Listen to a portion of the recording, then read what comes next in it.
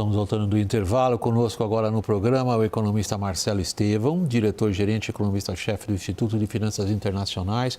Marcelo foi diretor do Banco Mundial, esteve também atuando no FED e no FMI. Marcelo, obrigado por estar conosco, remoto aí dos Estados Unidos, e boa noite.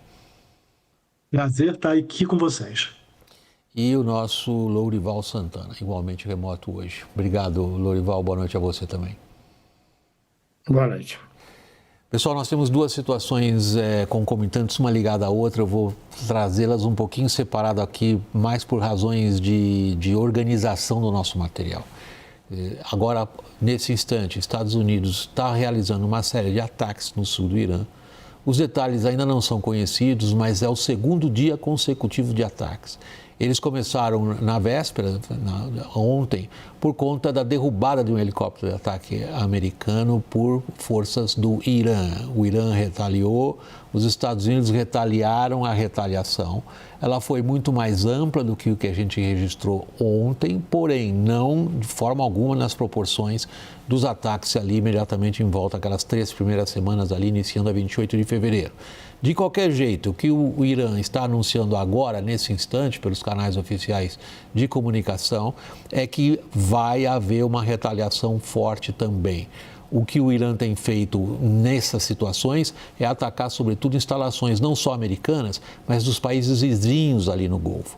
E anuncia o Irã agora, há instantes, que o Estreito de Hormuz agora sim, segundo o Irã, está fechado até segunda ordem. Concomitante a isto, nós estamos registrando dados preocupantes do ponto de vista da inflação anual nos Estados Unidos. Isso tem a ver com o que eu estou reportando a vocês e já vem lá de trás. Pode-se antecipar o que vem para frente, vai ser o tema da nossa conversa logo mais. O número foi 4,2% em maio, a inflação americana, é a maior desde 2023. E o principal motivo, como eu venho mencionando para vocês, é exatamente o conflito e a pressão que o conflito tem causado em questões de inflação e custos ao redor do mundo. Confira na reportagem de Mariana Giangiacomo. Os custos de energia nos Estados Unidos corresponderam a 60% da inflação mensal de abril para maio e puxaram a alta geral dos preços dos últimos 12 meses. 4,2%, índice que os americanos não viam desde abril de 2023, ainda na gestão de Joe Biden. Reduzir os preços foi a principal promessa de campanha de Trump, mas a alta no custo de vida derrubou a popularidade do republicano, que hoje atravessa a pior crise de imagem doméstica, mergulhado em um conflito com o Irã que se arrasta há muito mais tempo e responsável pela disparada no preço do petróleo nos últimos meses. Trump dá sinais cruzados como resposta à crise. Afirma que os Estados Unidos continuam negociando um acordo com Teherã. Ao mesmo tempo, ordena novos ataques contra o país. Para jornalistas na Casa Branca, sinalizou que o mais importante é evitar que o regime iraniano desenvolva uma bomba atômica, independente das consequências econômicas que isso possa causar. Questionado sobre a alta de preços, Trump chegou a falar que ama a inflação. You know what I really love? I love the inflation. You know why? Because as soon as this war is over, you know, I can say it now. Something you didn't know. Do you know we've been taking out millions of barrels of oil? Nobody knows it. You know who doesn't know about it? Iran, until right now. O presidente norte-americano chamou a manobra de missão secreta. Sob suas ordens, as Forças Armadas apoiaram petroleiros que teriam transportado 100 milhões de barris de petróleo pelo Estreito de Hormuz, cujo controle é reivindicado pelo Irã. We took out the other night 22 ships. Late at night with no lights, because they don't have any radar, because we blasted the crap out of it. A fala não fez efeito no mercado. As principais bolsas de valores americanas fecharam em forte queda diante da escalada das tensões no Oriente Médio e pelos possíveis impactos da alta dos preços. Os Estados Unidos entraram no segundo mês em que a inflação supera o aumento dos salários, ameaçando o consumo das famílias, o maior motor da economia americana. Marcelo, no segmento anterior do programa, antes de eu apresentar vocês, nós estávamos tratando exatamente dos impactos dessa guerra em cima da situação do agro brasileiro, que está numa complicadíssima negociação com o executivo em torno de dívidas que se arrastam desde 2023. Por que estamos dando tanta atenção para a inflação americana? Por causa dos óbvios impactos que isso terá sobre nós também. Chega por câmbio e chega por juros. Agora, queria dar sua posição de especialista, que se ocupa profissionalmente disso há tantos anos, a sua avaliação. Essa inflação vai para até onde? Bom, se você olhar os dados de inflação que saíram hoje, como você falou e a Mariana reportou muito bem, estão sendo realmente o maior impulso vem dos preços de energia. Isso está bem claro no dado. Na verdade, se tirar preços de energia e tirar preços de comida, o que a gente chama do núcleo inflacionário, na verdade, surpreendeu para baixo esse mês. Isso muito por causa do efeito no preço de produtos, o que mostra que o efeito das tarifas, que vem lá de trás, está começando a se dissipar. Mas no momento que está se dissipando, você vê com esse outro choque inflacionário, né? Então a questão vai ser o seguinte, de agora em diante. Esse choque que vem dos preços da energia vão alimentar aumentos futuros de preço? Porque o motivo do Fed olhar para o núcleo da inflação, porque é um bom preditor de inflação futura. Então, na verdade, tem esses dois efeitos, William. Quer dizer, você tem esse efeito que o núcleo não está ruim, quer dizer, está acima do objetivo de inflação do Fed, mas não foi tão ruim, mas o preço de petróleo causou esse aumento de energia alto. Então, a questão é quanto que isso vai alimentar a inflação futura. A minha posição, a posição do nosso instituto e dos meus pesquisadores é que isso vai afetar a inflação futura e vai causar pressão para o Fed aumentar a taxa de juros, que a gente espera que ele vá aumentar a taxa de juros no final do ano, talvez em outubro. Isso tem um impacto no Brasil, lógico. Lourival, o Centcom acabou de anunciar agora que o que tinha que atacar hoje à noite já atacou. O que sugere do ponto de vista do que a gente consiga antecipar, que seria eventualmente, possivelmente, algum tipo de entendimento que desse um horizonte para esse tipo de situação?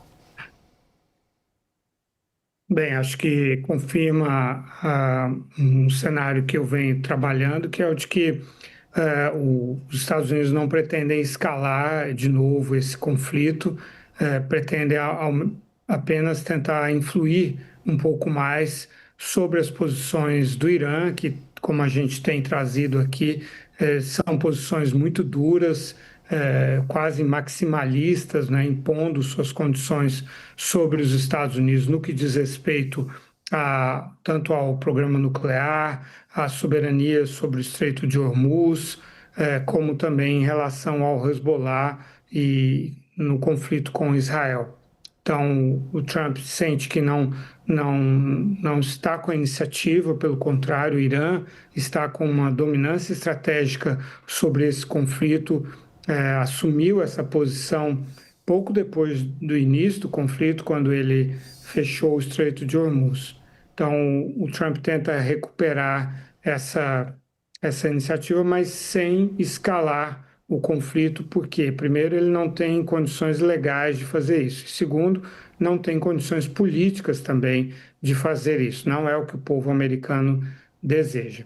E coincidem esses ataques de hoje exatamente com o dado da inflação, que é um dado, a inflação cheia, né? Não o núcleo da inflação, é um número muito alto, de 4,2%, e o fato de a inflação, o núcleo da inflação vir baixo, é também pela falta de consumo de bens duráveis, né? Até mesmo a classe média americana está refreando os seus gastos e está comprando aquilo que é essencial, que é alimentos e energia, né?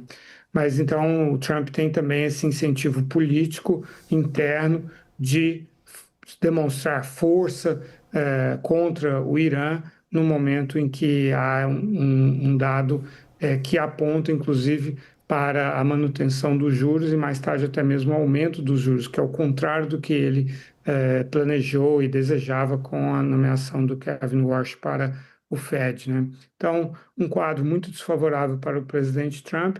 Ele reage, no entanto, de forma muito moderada, né, para não escalar. Então, o CENTCOM, o Comando Central, disse que completou as suas operações. O Pete Hegseth, secretário de Defesa, já tinha dito mais cedo que a intenção não era escalar, era estabelecer condições desejadas pelo presidente Trump para negociação com o Irã. O problema é que o Irã não está nem um pouco disposto a facilitar as coisas para os Estados Unidos, para o Trump, e é esse que é o ponto mais preocupante, na verdade, né? Na medida em que o Irã continua demonstrando força, não se intimida com essas ações militares, o que mais Trump poderia tirar da cartola em termos militares é uma incógnita. Bom, aí está o ponto, Lorival, aliás, é um clássico para todo mundo que lê histórias de guerras e tenta entender por que decisões militares foram tomadas em função do quê. É o clássico que a gente diz, Marcelo, é que pressões domésticas em geral têm uma enorme influência sobre ordens que o comandante-em-chefe de Forças Armadas dá, no caso é Trump. Em que medida, Marcelo, isso talvez ajude a gente a entender os próximos passos do Trump? A situação de inflação e juros, tal como ela se apresenta agora, depois da explanação que você nos deu na sua primeira resposta, sugere que o Trump tenha que fazer alguma coisa rápido, ou ele tem tempo? Sim, ele teria que fazer uma mudança de política relevante para poder influenciar a inflação esse ano a tempo de chegar no midterm elections em novembro e conseguir que não seja um resultado tão negativo, o que vai ser. Tudo está indicando que vai ser um resultado muito negativo para ele, o Partido Republicano. Mas a minha experiência lidando com personagens desse governo é que ele não vai fazer isso. Ele vai continuar mantendo a sua política externa, ele não vai querer parecer fraco. Para ele é muito importante isso, quer dizer, ele precisa arrancar algum acordo com o Irã que seja razoável do ponto de vista dele. Isso inclui um acordo, por exemplo, sobre o projeto nuclear iraniano, que ele sempre criticou muito, né? O acordo que o Obama tinha fechado com o Irã como sendo fraco, porque tinha um sunset clause, né? Que se fala em inglês, que o acordo acabaria em 10 anos, mas não tem nenhuma pista, eu não vejo nenhum sinal de que ele conseguiria um acordo melhor. Então isso já é uma coisa negativa. Ele sair agora e deixar o Strait de Hormuz fechado é também uma outra derrota. Quer dizer, ele está um pouco sem saída sobre o que fazer, né? Quer dizer, agora, se eu fosse olhar de uma maneira racional para o que seria melhor para a economia americana e mundial, seria ele sair agora. Ele sair agora, fechar algum acordo com o Irã que abra o Strait de Hormuz e basicamente declarar derrota, mas ele não vai fazer isso. E eu não consigo ver o que mais que ele poderia fazer para ajudar esse momento inflacionário atual, exatamente porque o cerne da pressão inflacionária vem da parte energética. Isso depende dele chegar num acordo com o Irã, que, de novo, eu não vejo ele chegando. Marcelo Estevão, diretor-gerente, economista-chefe do Instituto de Finanças Internacionais, obrigado pela participação aqui no WW. Boa noite, Marcelo. Boa noite, muito obrigado, William. Lorival, igualmente, desculpe o tempo curto, o noticiário às vezes nos aperta. Muito obrigado, Lorival Santana, por ter estado a bordo mais uma vez do WW. Boa noite. Boa noite.